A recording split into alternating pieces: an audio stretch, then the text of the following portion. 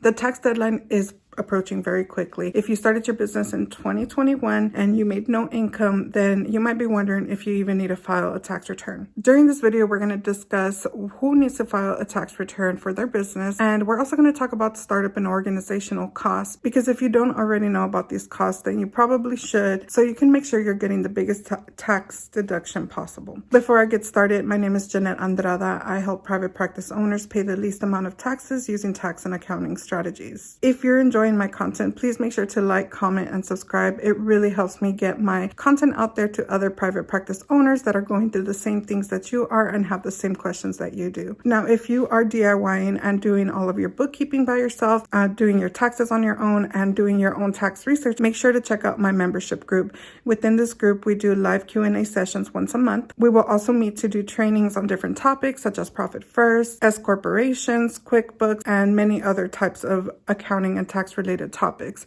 This is also a safe place where you could ask all of your accounting questions and have a resource such as myself to be able to answer those questions. Without further ado, let's go ahead and get right into the video. In order to answer this question, we do need to ask ourselves one question that we need to ask ourselves for a lot of these accounting type of questions. What is our tax structure? So in this video, we're going to go over sole proprietorships, S corporations, and partnerships to look at the different requirements of filing your tax returns with no income. More than likely, you might not have income, but you will have expenses that you incur for starting up your business. Let's talk about these startup costs. There are two types of startup costs that the IRS lets you deduct. So these are business startup costs, and the other one are organizational costs. Let's start with startup costs. So business startup costs are essentially, they're any costs that you paid or incurred to operate an existing business, and it's something that you pay before you are actively in business. Examples are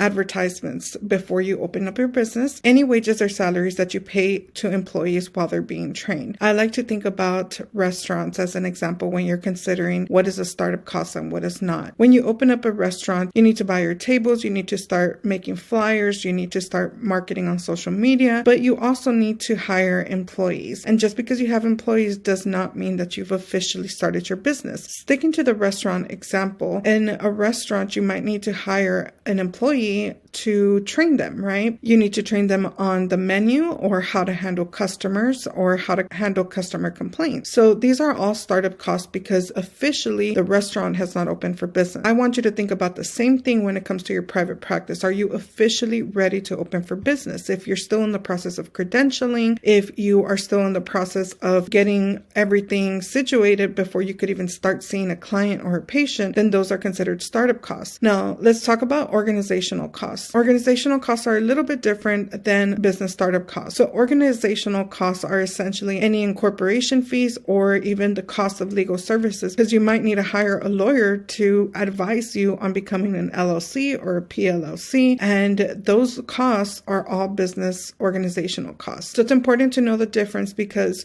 the IRS allows you to deduct in the first year $5,000 per category. So you could deduct $5,000 of organizational costs, $5,000 of business startup costs, and the rest, if you have over $5,000, could be amortized within a 60-month period. What that means is that if you had $50,000, I mean, I know that's a lot for private practice, but like, let's say, right, maybe you're opening up a huge private practice, you have $50,000 of business startup costs, you would write off $5,000 the year of that you open, and then the remaining $45,000 would be split up over 60 months. The reason that I'm bringing all of this up is because you need to know what you could write off on the first year and if you should file your tax returns even if you have no income. Let's talk about S corporations and partnerships because those are the easiest to answer. S corporations, and for that matter, C corporations and partnerships have different filing requirements than sole proprietorship. For corporations and for partnerships, you are required to file a tax return even if you have no income or expenses. Sole proprietorships are a little bit different. What you will need to